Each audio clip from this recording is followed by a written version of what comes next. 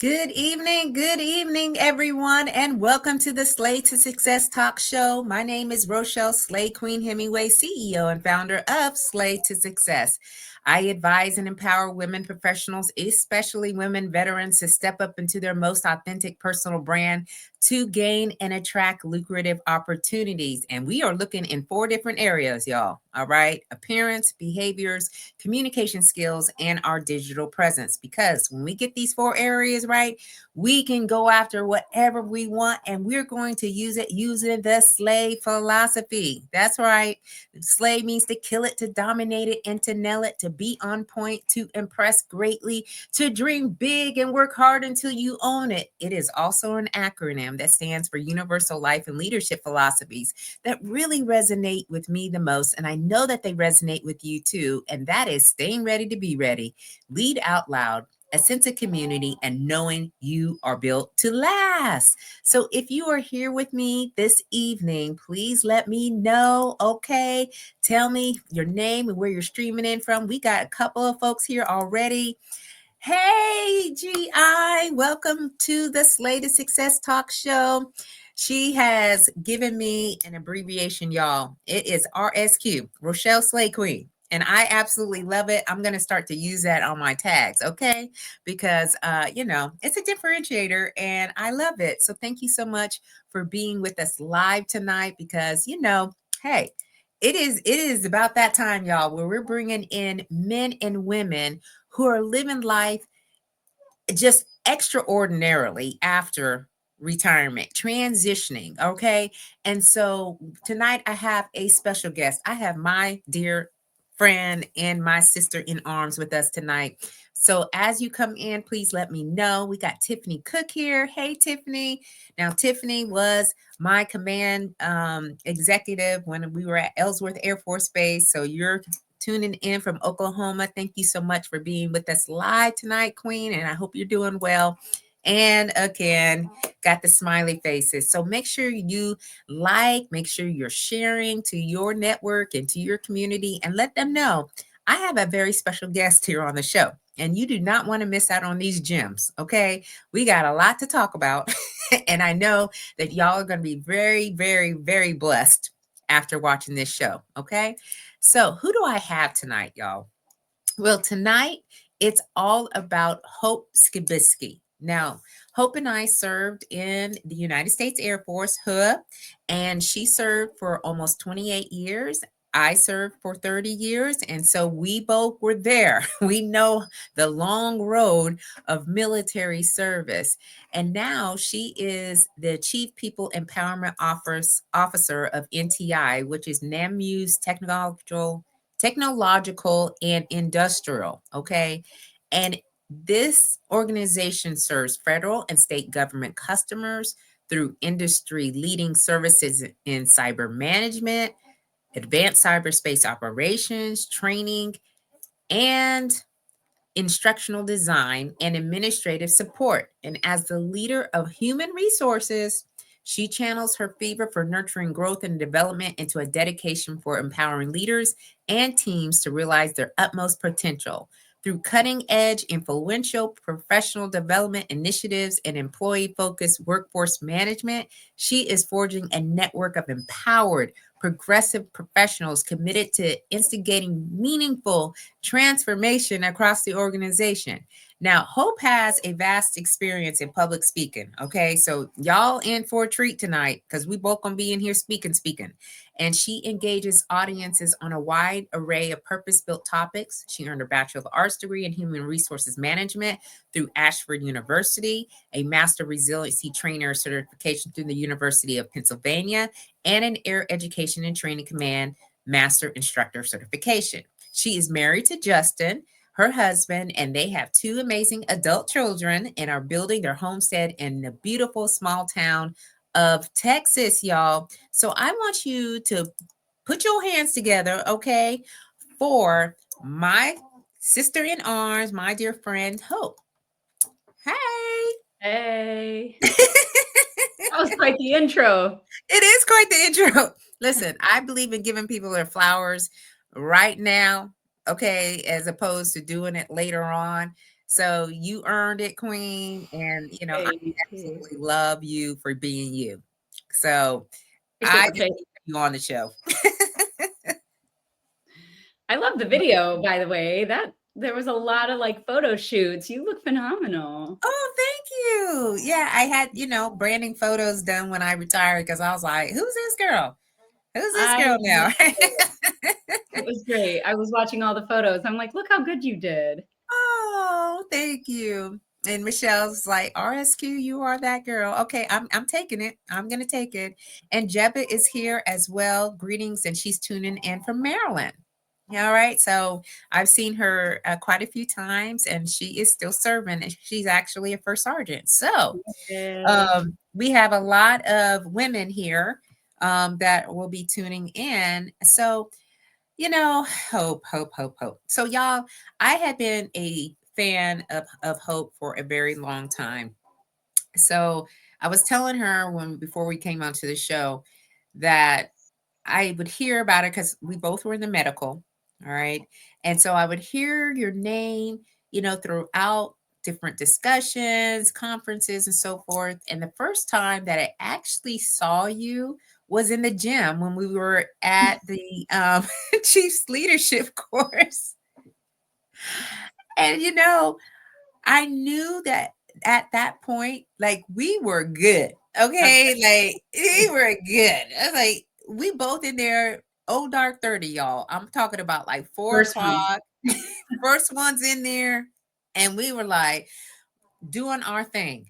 That's right. And I knew, I was like, she thinks the way that I do. She moves and operates like I do. And even when you were going to your different positions, and I just loved you. I was like from day one. So I knew that I wanted you to be on the show for you to get a little bit further into the retirement to kind of see how this transition has been. So for our audience members, can you please share with them a little bit about yourself and kind of the journey, military a little bit, and then, how's it been since you transitioned from the Air Force?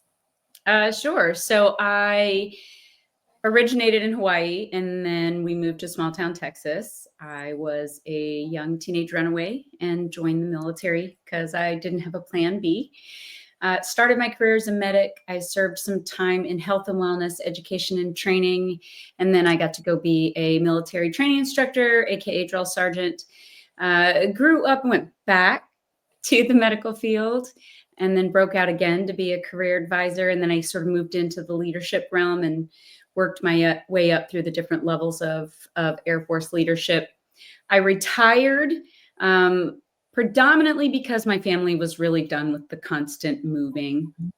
There were still legs left, and we were obviously still interested in serving, but the moving had just become a lot. And so we made the decision to retire, and we stayed in Texas, which is, what I call home. And so it's been just at 2 years. I literally just hit my 2-year mark of being retired. And so it has come with a lot of ups and downs. Oh, yeah. I can only imagine, and you're so right about towards the end of service. That's when all the shuffling starts happening. It's like separations, deciding where you're going to go, and so understanding that there was a decision that needed to be made. That's Like, right. is it family, all right, or is this career? And when you have done a career for that long, family gets a vote. They get a vote. It's true. It's true. And I was afraid to leave, at least in my mind, I was like, I could potentially still serve 8 more years, right? Like Mm. I got plenty of runway left. And I felt like I could keep going, but it did get harder and harder to keep family together. So my husband retired so that I could continue to explore my career. Yeah. And as I moved along in my career, we still started seeing separations because of some of the lengths of deployments I had to do, time away. I mean, probably my last 2 years in the military, it should have been a deployment. I was gone so much. Yeah. And so my husband being from Pennsylvania and me being from Texas had always decided we wouldn't retire in either state because we couldn't retire in both. Yeah. So he hooked me. He was like, if you'll retire, we can stay in Texas. Oh, And I was like, okay. hey, listen, you know, if that's it, right? Then that's what you can do. You know, and I love him for that, because sometimes we got to stop ourselves from ourselves. I mean, That's right. sometimes we go all in. We both are very hard wired, driven, ambitious. And so we like, hey, this is the target. Here's the goal. We're getting after it. And then by meanwhile, everybody in the background's going, wait a minute. Wait a Yeah. minute. What are you doing? Yeah, literally. I had my running shoes on and I was running, the family's in flip-flops. Like, hey, I thought we were going to the beach. No, I know. And then Tiffany's got a comment, and she says that's how her sister knew it was time to retire. Her sons told her they were done moving. You Yeah. know, eh, And it was hard for me because I thought, gosh, I don't want to retire because someone else wants me to. I don't want there to be any resentment. But I will tell you, probably from the time I was a staff sergeant on, which is like maybe 5 years in the military, yeah. I started to see more and more left-sided emptiness in an auditorium for retirement. And I was like, how Mm, sad. Like, you see these people serve 20, 25, 30 officers, 40 years. yeah. There's no one on the left side of that auditorium, which is where the family sits. And I was like, ugh. Yeah. That was my fear too. Like did not like want to retire without my family, and my whole family flew out to South Dakota. It was crazy. I was like, I'm so glad you guys are here. But Oh, but it is that whole, because we have seen it before, yeah. and it happens because the churn is just too much, you know. Yeah, people can only take so much, and the Yeah. thrash is a lot. I mean, and it's not even just, are your kids young enough that they're changing schools? It's that my husband would he it was, anecdotal, but it was true. He was like, "Hope, we don't even have our curtains up and we're talking about moving again." He's like, What? Why?" And I was like, "Oh." I know. It's hard to explain. It's hard to like come to like again, we're going at 1,000 miles per hour, Mhm. and we're like, okay, we're down here. We're way down the road here. And they're like, Yes. wait a minute. You gotta sit down with yourself and really ask yourself a lot of questions. Like, are we gonna continue to do this? I might Mhm. not be here. It's like, Well, in real life talk, there's a lot that comes with the relationship when you have kids because you invest in your kids. But when your kids grow up and move away and it's just you and your partner, yeah, there's a lot of reality that comes with, like, are we still who we thought we were? Do we still get along when the kids aren't here? yeah, And then absolutely. when you're not even trying to work on that because you're gone so much, they feel some kind of way. Like, are you trying to escape me? Yeah. Which isn't true, but, you're like, "I'm busy," only goes so far. Oh, yeah. Well, it's a military life, and it was built in. It was Mm, already TDYs, going from this space to this space. I mean, that's just what we did. So it is different. Relationships change after you transition out of the military, because you don't have those, I would call them like breaks, if you will, that are in place to really kind of like offset and say, oh, it's been 2 weeks. I haven't seen you. Oh, great. And then, but now it's like, I see you every day. that's Okay. right. So what, It's like, "I what are we kinda wanna doing? miss you. Do you have anywhere you have to go?" What are we doing in here? So Karen says she appreciates our service. Mhm. Thank you so much, Karen, for being here as well, and sharing some time with us tonight. And then Tiffany says, "Oh, there was a huge group for my retirement. There's support. Yeah, and I really appreciated that. Like I truly wanted that for myself, because I didn't want to feel like the time just really kind of got away from us, and again, it changes too. So I really want to talk through, some of your retirement slash transition, journey, and how's that been? Because everybody thinks it's like chocolate bridges and Yeah, it's not. roses.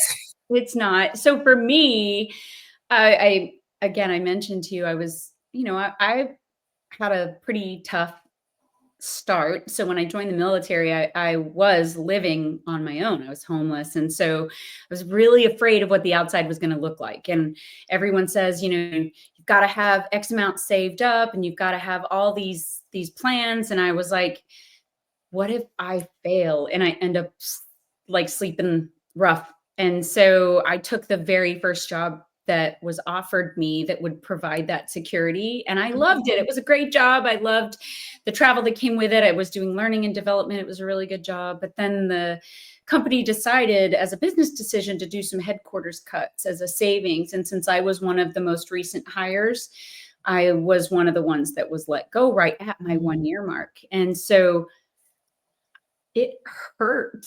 It hurt. I was like, what happened? Why me? What did I do wrong? Like, I was embarrassed. I didn't want to tell anybody. I did not. People are like, oh, I never even saw a social media post about it. I'm like, what? Why would I tell anybody? I'm like, why did I say that? It was so embarrassing. And so I took it really personally. I had to seek counseling because I was like, is it me? What did I do wrong? And so that was tough. It was really tough for me. Yeah, but you know what, Hope? You know why? And I could see why it was tougher for you to hear that because when we were in the military, we walked on water. We worked hard. Yeah. We And worked hard, but they made it to where we walked on water. Everything on our reports, our EPR, which is our enlisted performance evaluations for those folks that are not affiliated with the military that are listening in. And this is a yearly report that we would get, and it would pretty much describe our performance over the entire year. And every one of the reports that I have looked at, starting from like when I was a tech sergeant, because y'all, tech sergeant and down to airman to tech sergeant was not great. But when I started to really figure out what I was doing and how I could get promoted, I started to see this like theme. And it was saying, you are absolutely amazing. Okay. You can do Mhm. XYZ. And you can turn sour lemons into sweet lemonade, like everything that we give you, right? And so when we retire or transition, and someone for the first time says, oh, we got to let you go, or this is not, working out, or whatever, that is a huge blow to us, you know, because Mhm. you're right. What's wrong with me? Yeah. The only thing that kept me from rolling in the fetal position and crying was my rater reached out to me and he was like, look, this really isn't you. I'm glad to give you a reference. If we have a spot, we're glad to bring you back. It was a business decision. So it was the only thing that pacified me into feeling like maybe it really wasn't me. Yeah. I didn't understand the whole business decision thing because it was my first like experiment with the civilian sector. So I tried to take it personal and he helped bring me back in off the ledge that, Yeah. don't take this personal. It's not about you. It's about the business. Yeah. So, through that, I know that's, as challenging as it is, I think that life is, full of challenges, which are very interesting. But it's more meaningful when you overcome those challenges, right? And the lessons that we learn it, because it's just similar to like our whole military journey of all these things that we had to overcome. So now, right, you are working in a job, or I wouldn't even say job. I would say it's more than a job. I have multiple things I do now. So just while I was on my terminal leave, I ran into a great friend who was a part of an at-risk youth nonprofit organization's executive board. And she asked that because I had a lived experience, if I would be willing to do anything with that organization. And I agreed. And so I've been with that organization now for going on 3 years. And so I have really enjoyed it. I'm on the executive board now. So I get to help provide lived experience when they're making decisions on things that are going to impact those youth, which I really love because, Yeah. I always adore when people try to give back to a thing that was true for them. Yeah. So I Yeah. do that. Yeah. And I think that is important for us to find the purpose driven, kind of like meaningful, uh, just causes Mhm, that allow us to be able to find our way through transition, mhm. because it gives us something to do. That's right. Right. And so, finding, and again, because your lived experience and working with them now, and for many of us, our leadership style starts to shift a little bit, right? So I know that we had opportunities to lead thousands of people. Like, we were on stages, we had to make decisions, we had to report to people and all the like. So what does that look like for you right now? Like leadership for you? So currently, I am in an executive position. I had an opportunity to start an LLC, just while I was wrapping up my military career, where I was doing some leadership consulting and that kind of thing. And so when I got laid off, I utilized that as a tool and started going out doing some professional development for executive teams. And I ran into this executive team for the company that I'm in now, and I met with the CEO, and he wanted me to take on some 1099 work, kind of filling their HR position until they could find the right fit for the company. Right. Well, he Right. ended up offering the job. And so yes. And so I'm the chief of HR for my company, but I asked him if I could change the title. So that's why I'm the chief people empowerment officer. And so that's what I do. And I love being able to both advocate for the company and take care of the humans that are making the business happen every day. And so leadership for me now is kind of multifaceted. I still get to lead and mentor up. I also get to learn a lot under the leadership and mentorship of my boss. But I'm learning a lot from my civilian teammates on what civilian leadership looks like, which, Mhm. at the risk of sounding all inclusive, because it's not, it's felt a little unsatisfying that the way the military poured into us by giving Mhm. us leadership skill and training and courses, that is not largely true that I have found out here. What have you found? So I have found that education will often see you fleet up into positions. And one of the things that I have learned largely from going to school myself is just because you have a PhD doesn't mean you can teach it. You Mm. can be really good at garnering the education, getting the skill, executing, heck, even researching. It does not mean that you can teach it to someone else.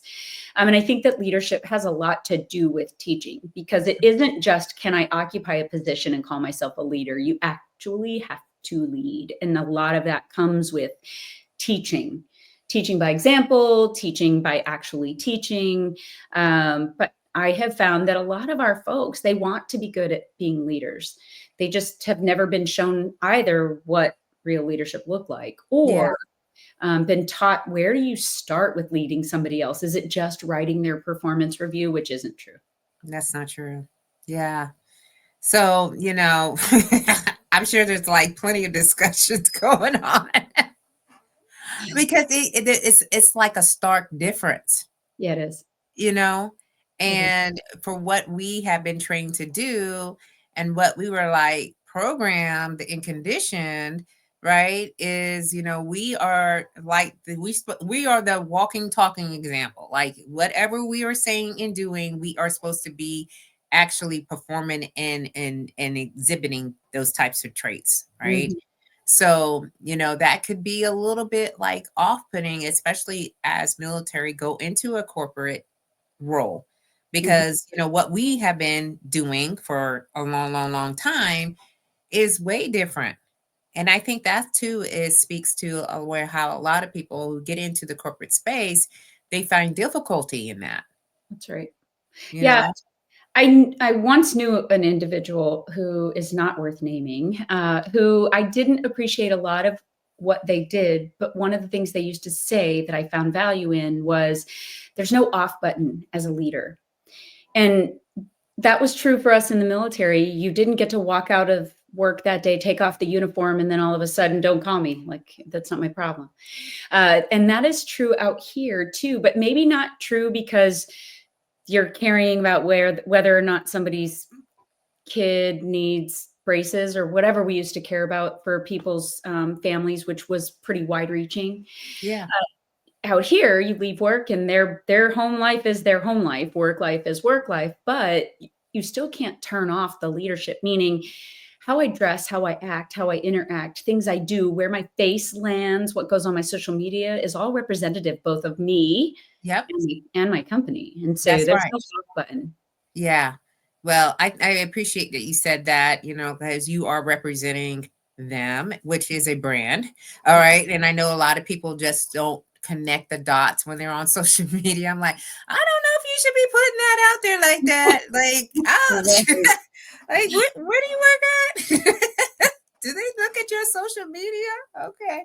All right. So, but it all has to be in such a way where they can depend on you. You're someone that they can trust with their information, their people, their culture, that whatever it is, right?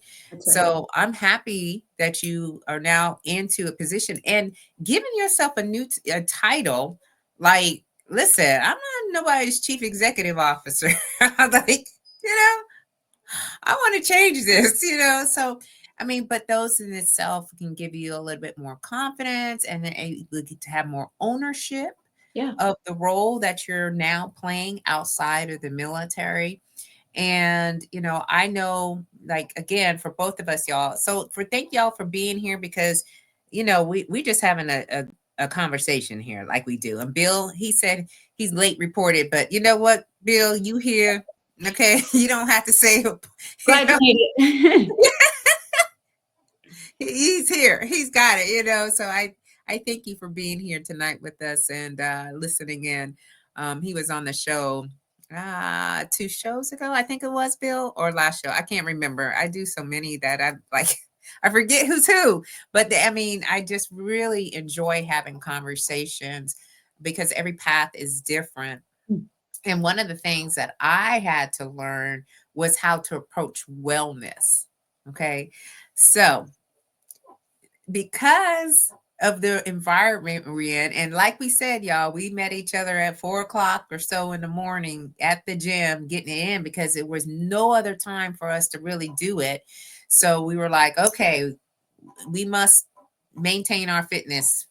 All right. And we both held our own. And believe y'all, you don't want to run with us. You just don't want to run with us. They're like, what's happening here? You got to keep up. Okay. Got to keep up. So, but anywho, I realized that I was using like my fitness testing as the marker for my wellness Mm, and not realizing all the aspects, like the 8 dimensions of wellness that need attention. So, what is, or I should say, what does wellness look like for you today? And were there any similarities or anything that I've shared that yeah, you no, so I agree with you. One of the reasons why we were in the gym first thing in the morning was because I knew if I didn't get it in the morning, I wasn't getting it in. But I also knew I needed it because not only did it give me more energy, in the words of Reese Witherspoon in Legally Blonde, endorphins make people happy. Happy people don't just kill their husbands, right? And so I Hello, amen. so I know that in order to manage the stress, I needed fitness in my life. And Yeah. so I have found that my post-military fitness looks rather different. Mm, I do a lot of swimming. I have done a lot of yoga for many years now, but I have increased my yoga. I've yeah. gotten deeper into flexibility. I've incorporated mindfulness and meditation. My husband and I do bike riding and hiking. We kayak when the weather's nice. Yeah. So lots of physical fitness just in general, but I don't feel like I use it as a fitness regimen. I use it as my Mm, lifestyle because I know that body's emotion tend to stay in motion. And so because I'm not getting any younger, I just have to keep it a part of my life. yeah. And that is so powerful what you just shared because it's like what you said was it was a regiment because that's what they taught us, to do. And we did it well. Yes. But it's more than that. It could be anything. It's like moving your body, in different modalities It's and true. not having to just worry about, okay, it's just, and I still working on my whole thing because I'm like, okay, I got my treadmill, I got my spin bike, got these weights in here. Let me get after it, But I found that I need to stretch more. I need, you Yes, you do. Yes, you do. Everybody does. Flexibility. everybody does. But Everybody. now I'm just like, if I get up in the morning and I'm like, it takes a minute. I'm thinking, okay, so I'm like 10, 15 minutes of straight stretching like before I go and do anything. It's like the body don't move like it used to. And it won't if you don't move it, right? And my husband and I, we go get massages at this great Thai massage place. Yeah. And the people, I mean, they walk on you and they like bend you in half and they crack everything and they're just like brutal, but it's great. And Yeah. so this woman, she tries her best always to see how she can bend me in a way. And she's always like, "You're so flexible." I'm like, because I'm not about to let you break me. Yeah, just like fold you in half and like put you in a pretzel one day. No. Like, no, ma'am. Uh-huh. Wow. Okay, we got a couple of comments and a question. All right. So yeah, Bill was on the 60th episode that I had. All right. So you're 62, I think. Yes. All right. Anywho, numbers over. Okay. Hey JW, what's happening? Hey, Okay, I know, right? I He's in like it. retirement too, y'all. He's, like hanging out This is too. my brother, Jeremy. Yes, I love this guy. I know. He says, how do you handle stress these days? Healthy? Like, so I will tell you, just like everybody else, when stress comes at you, you'll react. I mean, it's an amygdala kind of thing. You will fight, flight, freeze, F somebody up. Like it will happen. Yeah. And so I respond like everybody else. Like it's like an immediate like deep breath in or oh my gosh. But then I quickly try to run myself through scenarios so that I will bring myself back down to earth and stop like hovering near the ceiling. And so with me, stress, I think, is that I have figured out how to manage it by letting it happen so that I react, but then happening at it so that it doesn't allow me to stay in that react mode. Yeah. And so it has a lot to do with being mindful and staying healthy. I mean, we have changed to a completely plant-based whole foods lifestyle. We don't eat any animal or animal byproduct. I still Wow. wear leather shoes because it's not necessarily about that. It's more about we want to be very conscious about what Yeah. goes into our human. So Yeah. think that by maintaining a healthy lifestyle, both in fitness, flexibility, exercise, and a well-balanced way of eating, I manage stress relatively well. It doesn't keep it from hitting me. It just means I can get back on the horse. Yeah. And again, y'all, we're talking about like from the being in the military to what we're doing right now. Mhm. And these are decisions that we're making because it doesn't have to be what it was when we were in the military. Like we're making some very deliberate and intentional decisions about the way that we want to live our life. And, eating is definitely something that we can control, right? And then the stress level, um, I find myself not as stressed or reacting to the stress like I did in the military. Like if somebody would come to me, I'm like 0 to 100, like quickly, like, what are we doing in here? And now it's like we have everything that we need. There's no sense of going off the handle. There's no sense of like trying to control things I can't control. All right. And so no one's going to come in here and yell at me. Okay. And if they do, you can show them the door. Yes, exactly. It's like nobody's gonna be here questioning me and running down a whole gamut of did you say this? What that it was come okay. Anywho, y'all, I'm just going back to those days. So JW says he loves this talk. We love that you are here. Please keep these questions coming in, y'all. If you have something that you want to ask, this is your time to do it. Okay. Do not let this moment pass you by. Hello, Derek. And he's coming in, streaming in from Tucson. I know it's warm out there. Okay. Yeah, because You still a Somebody very needs to good send some Tucson in this direction. Exactly, Texas especially this is way too. dangerous. And Chevy is my other sister from another mister, a retired veteran, Air I Force love veteran as Chevy. That's well. a sweet nickname. So, hello, Queen. How are you tonight? And thank you for tuning in with us tonight. So I know y'all. We talked a little bit about leadership and wellness, but the other thing that I found that I needed to work more on than ever was my mindset. Mm. My mind was getting the best of me. And a lot of times, because of the transition, I was doubting myself. I was not as confident, because I don't have a uniform on and I don't have built in credibility. Now I got to get out here and just like talk to people that haven't been in the military, And, I thought the perspective of the military was the way, being in there for so long. And my dad was in the military for 23 years. And so like that, it just kind of just got into this snowball effect. So, what has, you said you're doing some mindfulness and meditation, but Mhm. what's your mindset? Did that kind of like take a toll or maybe had some challenges the first time you were out?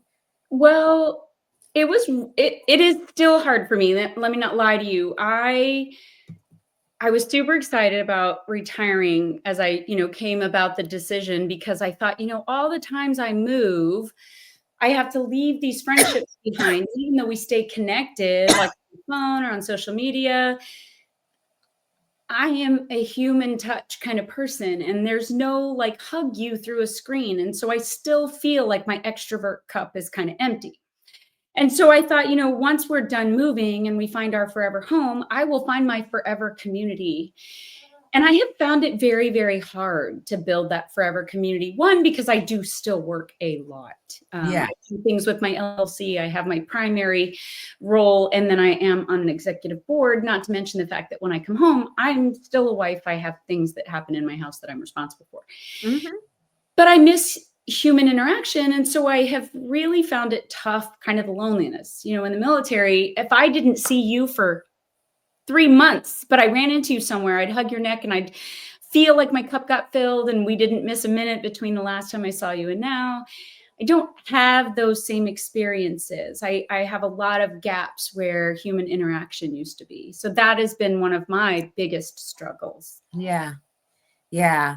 It's difficult because, again, the community from the military, we can go to one base and there would be like 5 or 6 people sitting, or being there. They would come to your office like, hey, welcome to the base. We were just waiting for you to get here. And you Mhm. felt like you belonged, right? Like you was a sense of belonging in that type of environment, even when there were some environments that didn't feel like you were that inclusive, if you will, right? But when you're retired, it's not like you have to start over, but it's kind of in that similar way. Like, has your values changed? Yeah. The values we were given values and told these are the values, right? Did Yeah. they change after you transition? Right. That was one of the things because I didn't want to be out of an alignment with people in this new chapter that weren't going to resonate and we weren't going to, build this relationship that I wanted, right? So it does take time and it does take effort, That's you right. know. So and you have to give yourself a little bit of a break. We've got like, girl, we got comments coming to galore in here. But I feel like there is somewhat of a disconnect at first, right? So yeah. So one of the things that I have always loved doing is reading. And then in 2019, when I got to be a part of my first promotion board, I had to do a lot of commuting through the city. So I started listening to audiobooks. I have become like an avid audiobooker. And so that has become like my release and my best friend. I go back and forth between professional development books and just guilty pleasures, which I absolutely love, murder mysteries. Oh yeah, me too. And so I have done a lot of audiobooking, but most recently I listened to a book called Mind Reader by Dr. Lieberman, and then I'm currently listening to a book called The Secret Language of the Body. Mhm. It's escaping me the author, but both of these books are all about like how to get in tune with understanding human function. When people say a thing or how people react or act, can you find pattern and recognize like what's really going on so you're not quick to judge or these kinds of things, and maybe build better connection. But in Mhm. the secret language of the body, it talks about how do you look at you and decide like, are the things that you're facing things that you can control? And so I don't know, I've been on this like wellness journey on how do I stop looking to other people to solve my problems, and how can I be a problem solver within my own sphere. Mm. And yeah, and listen, that's a journey in itself. Yeah. Because we got to deal with us. And when we got to sit with ourselves sometimes, that's probably the most difficult thing to do. Right. And so it's a lot of introspection, like, who am I? That's right. Who am I? I do a lot of like reflection and introspection. As a matter of fact, weekly, I send messages out to people when I'm like, hey, I reflected this week and you crossed my mind. So I try to be really good about sending people good news messages. She But is, y'all. I got one and I was like, girl, you on my show. well, I also know that, time is limited. All of us have Yeah. an expiration date, and it could be tomorrow and it could be 1,200 tomorrows. Yeah. But I want to make sure that everybody that is of value in my world knows that, because I may not have another opportunity to say it. And so I just Yeah. try to be very deliberate with that. Yeah, I appreciate that because I haven't gotten to that point at all. But I appreciate when I do get them because I'm like, man, this is something to aspire to do. Oh, So we got like, okay, so we got 3 questions here. Okay, so we'll go with the first question, and this is from Tiffany. And she says, what type of mindful practices do y'all use?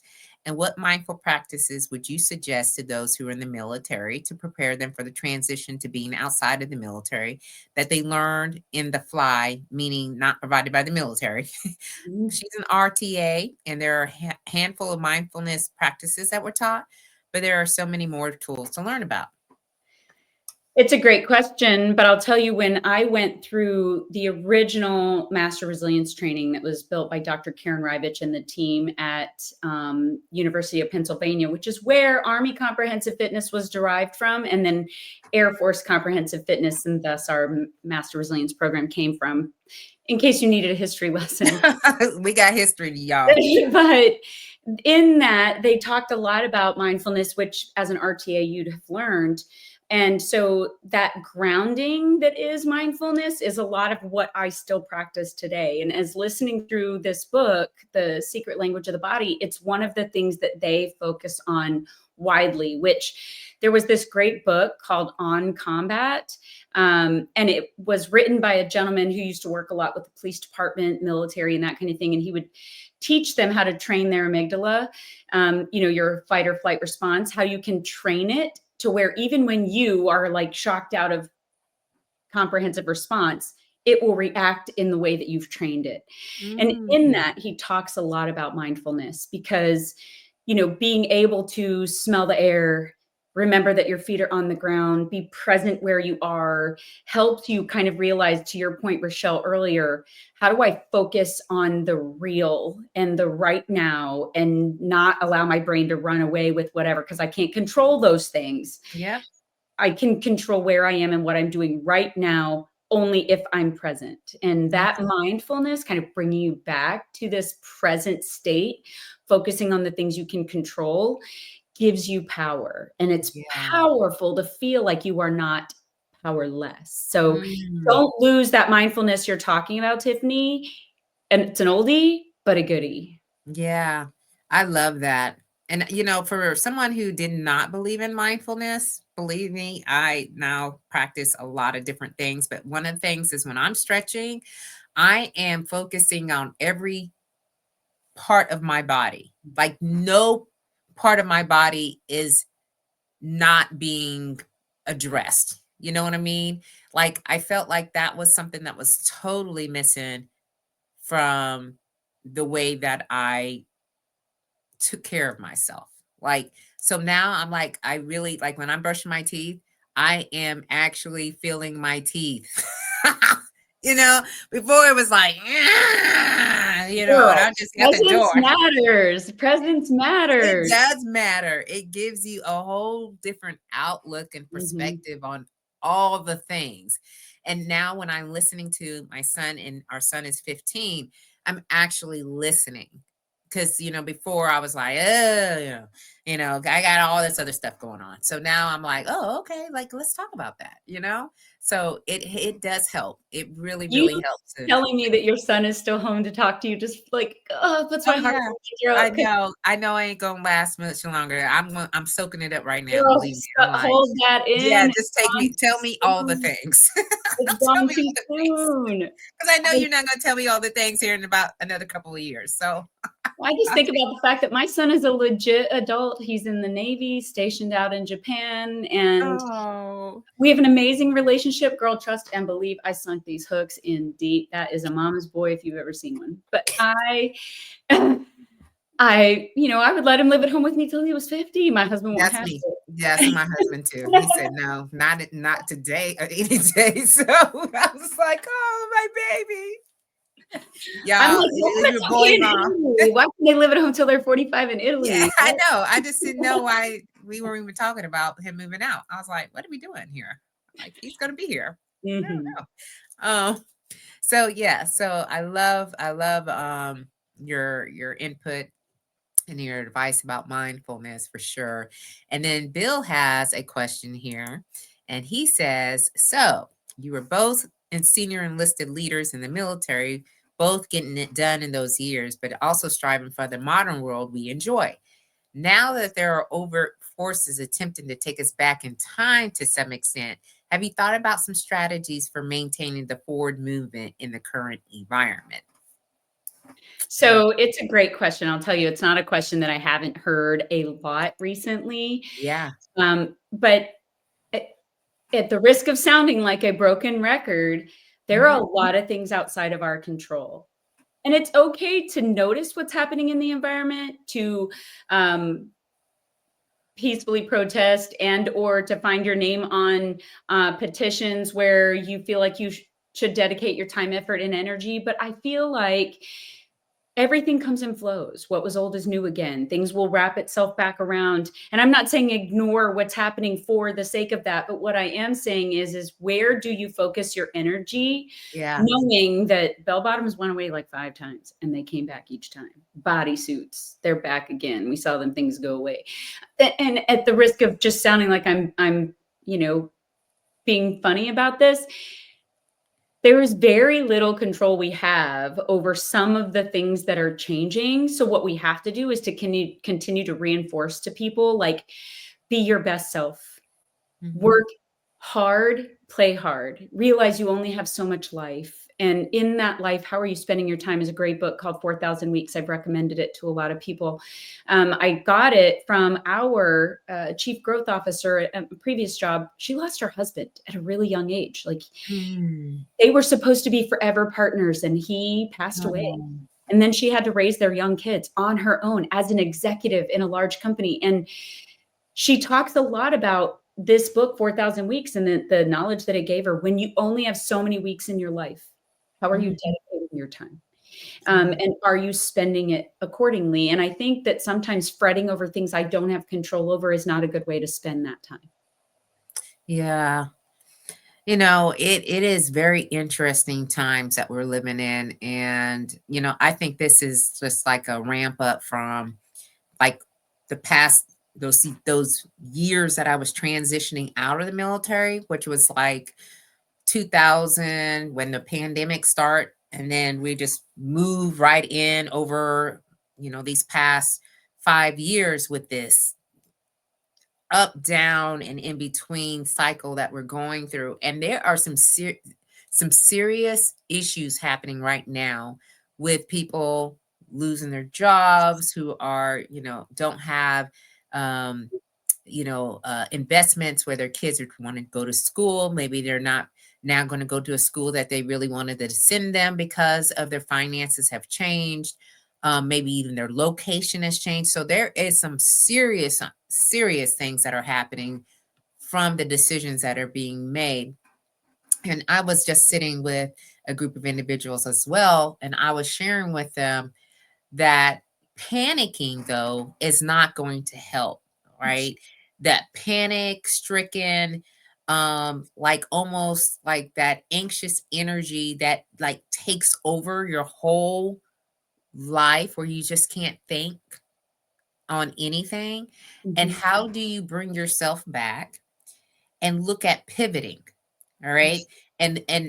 And there's a lot of pivot can be of any sort. It doesn't have to be, well, okay, now you go and start up a business and you start working that angle. That's not what I'm speaking about. It's like, what is it that you can now offer or maybe have an opportunity to get into that will allow you to now redirect yourself into a different path. And as easy as that sounds, but I know it's not, it really has to come down to who are you and where do you think you can add value at as opposed to where you were before.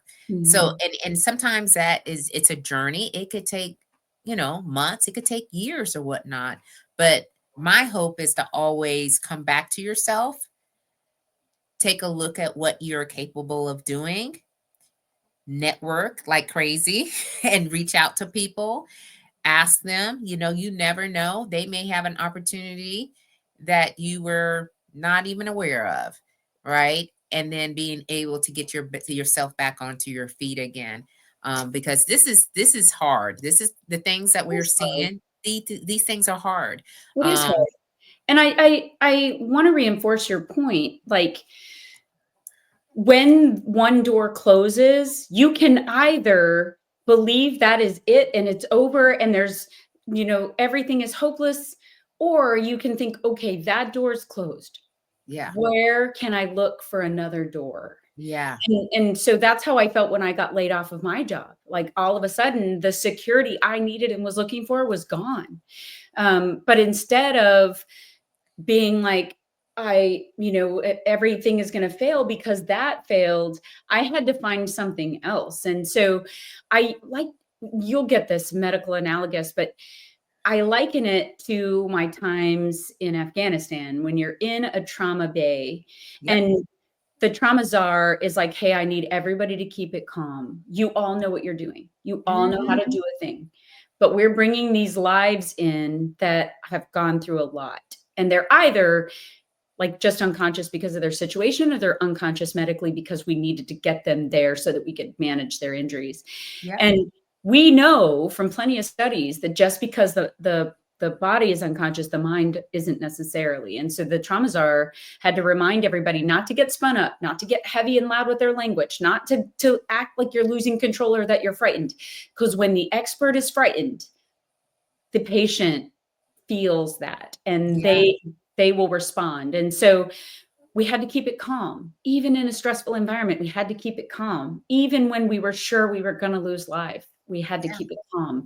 And then we had to focus on the area that we were an expert in. What can I search for to try to save this life? And so I think that we can tie that into the everyday, very strange environment that we're living in, is that we can't control all of it, but what we can do is control, like, what is my reaction to it? And then how can I actually take action? yeah. Agreed.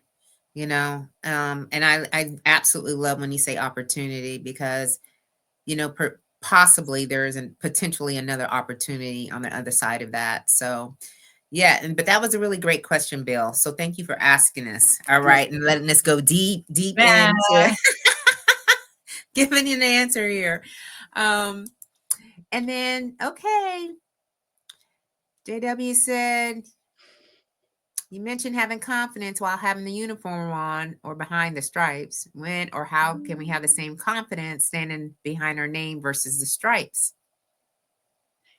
So, I mean, I think because I talk in metaphors and analogies, I apologize in advance, but, Hey, like, I'm here for it.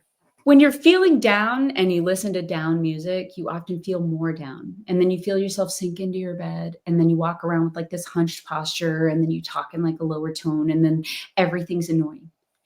But if you're not feeling wonderful and you slap on some loud, fun dance music and you start to dance around and you take a shower and you feel a little better, and then you stand with your shoulders back and you present yourself, I think the how you present yourself, how you talk to yourself. Listen, you are with yourself more than anybody else. And so if you're not Mm-hmm. going to talk nice to you, who else is gonna? And so if you start to talk nice to you and start to reassure you and you throw your shoulders back and you talk with the confidence you possess, sometimes, and this is where I think we lose the fake it till you make it analogy. It's not fake something you don't have until you have it. It's demonstrate something you have, you're just uncertain of because you haven't had to call on it in a while. Yeah. Bring that forward. Demonstrate that same confidence you had when people were asking you about everything they ever asked you about in the military because you had years of experience. Yeah. And show that, because your name is who you are and your brand is who you are. And how you present yourself reinforces your name and your brand, which reinforces who you are. And it's this is the flip side of this good saying, but it's a self-licking ice cream cone. Yeah. It literally it is. But it does take a minute for you to figure out like who you are without stripes, It is. uniform tapes, and all this other stuff, right? And I also believe that when we look at the history of our family, like the name of our lineage of our family. And so what I started to do really was to focus on, my maiden name is King. And so I come from a long line of kings, and now I'm married to my husband, and his last name is Hemingway. So, what is my name going to represent when I kind of look through that lens? Now, I was looking at it a little bit when I was in the military. Don't get me wrong. But when I decided, okay, like, how am I going to get back to Rochelle? I needed to really think those things through and look at what they have done to overcome. And I'm like, man, I just need to get my ish together. That's all I need to be doing, okay? And Great. really realize that I am like a confident woman. I do believe that I carry myself with a certain presence. I do believe that what I have to share is added, and I bring a lot to the table, right? And so we have to like speak to ourselves in positive ways. We have to counter, because more than likely we're saying negative things, because reality is that's human nature. And the way that we are programmed and wired is we can't do anything. We don't know what we're doing. Okay. And so you have to say, I am confident. I am, wonderfully made. I am smart. I am whatever you want to put into that. And I still use those I am affirmations today. I do power poses still, because I'm like, listen, queen, you don't feel like 100,000% today. let's get going here, right? And the other thing I also believe, and this was a personal thing, and me and Hope were talking about this earlier, was like clothes. Like for me, that's really how I like transitioned, was to really find powerful, fun loving, bold, maybe a little classy, sophisticated clothing that I felt comfortable in, that I wanted to express, even when I didn't have the words to say. Because sometimes you go into some of these rooms that I go in, I don't know anyone. So, and that is a little bit of intimidation for me. So I'm like, let me just wear something bold here. And of course, y'all, it's got to be pink, okay? Because that's heavy on the pink. And so, but now I'm just like, you know what? This is just who I am, right? Mhm. And then after a while, you kind of get into your own, all right, into your own style, into, like you said, your own brand.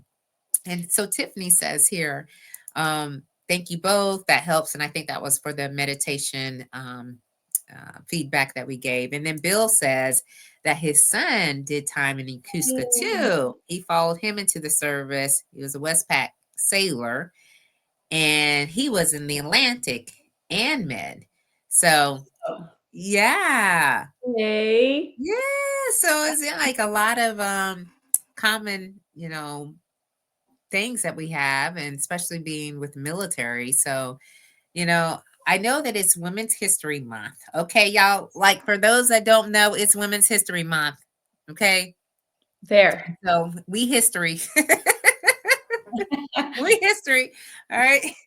Um, so we did talk a little bit about your LLC, right? And you decided to go ahead and start your business and to leverage that in between the time that you were laid off until you got to your job and using that as kind of your, like it was not like a fallback, but you can fall into, right? Like, so what ideas, suggestions, tips, if you will, would you give to some of our fellow veterans who are looking to start the LLC, and, giving them a little bit of inspiration as to how that can work for them too?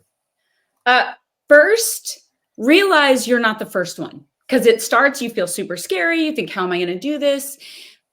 Knowing you're not the first one means you don't have to go it alone. Okay. Ask. Closed mouths don't get fed. That's Tell right. somebody you know that you need help, and people will help you.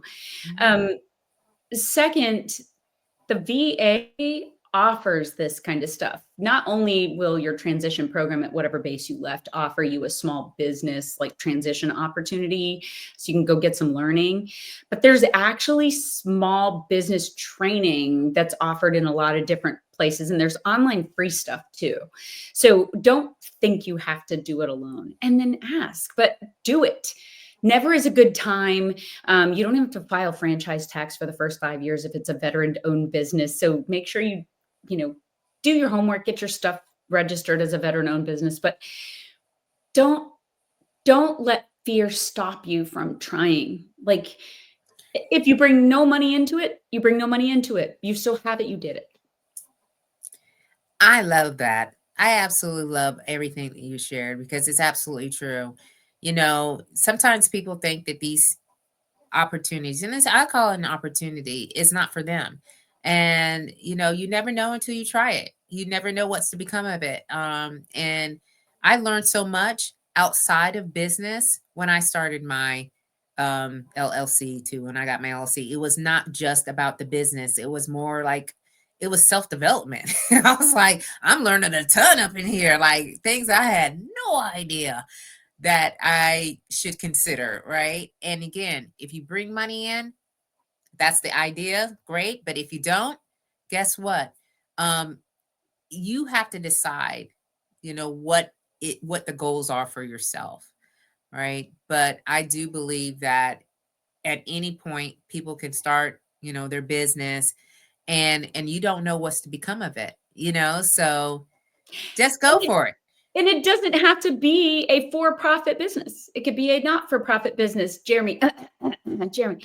Jeremy. Um, and so there's a lot to be said for business that, try on the nonprofit hat because maybe you just are interested in starting a business that does something or gives back to one sect of society or another. Like maybe just do something that you love and Yeah. see how that works out. Yes, that's it. That's really it right there. Do something that you love, that you enjoy, that when you get up in the morning, you're like, let's get after that. Okay. And because we deserved it, we earned it. Okay.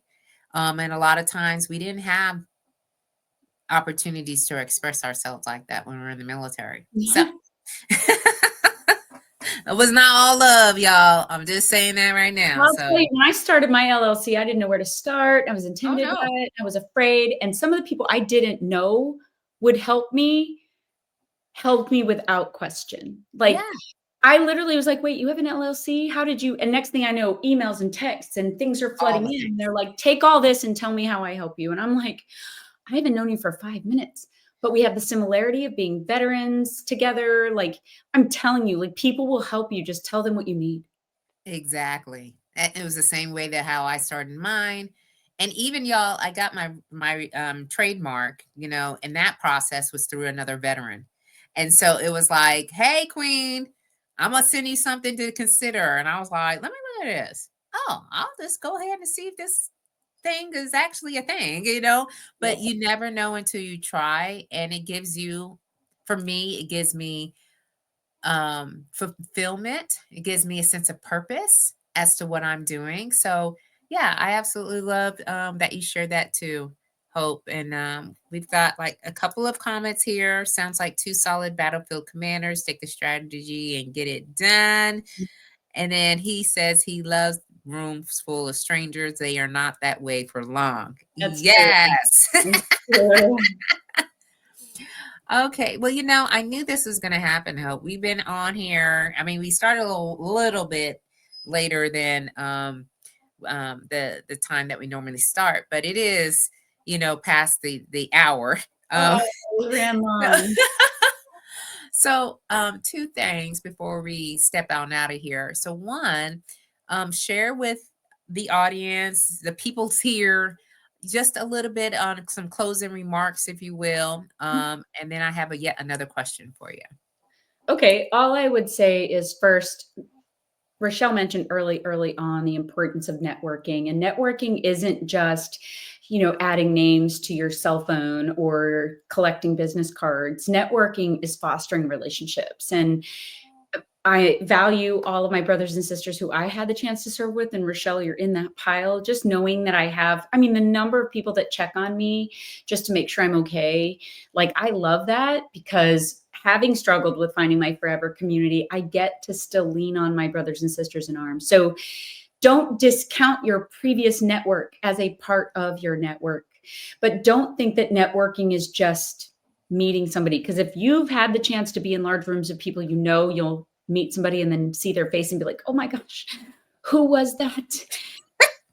Networking means you've seen them or talked to them enough times that you have it in here, right? So, Yes. Yes. so keep with that networking, maintain those relationships, foster friendships wherever you can, and remember, YOLO, right? There's only one of these. Make sure you're doing something with it that counts. Yes. That's absolutely beautiful. And I ditto all that, of course, because I think it's so true. It's all true. Um, so my last question that I ask all my guests is really one that I think about a lot, which is, what will my family and friends say about me at my 80th birthday party? What would I want them to say?